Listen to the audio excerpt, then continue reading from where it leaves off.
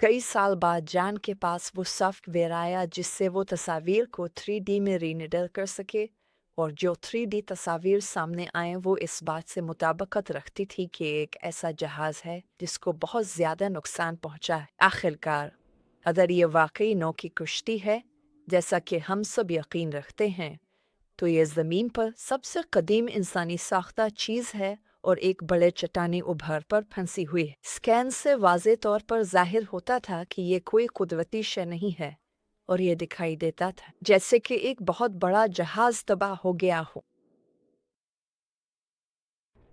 जब स्कैन्स को देखा जाता है तो हर अलग रंग ज़मीन के नीचे मौजूद मुख्तलिफ बरक़ी मुज़ाहमत वाले मवाद को ज़ाहिर करता है।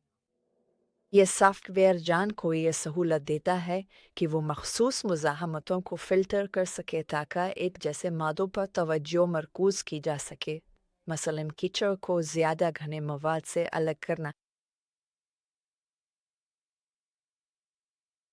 ऊपर नज़र आने वाला हिस्सा बर्फ़ानी तौदे की एक नोक है।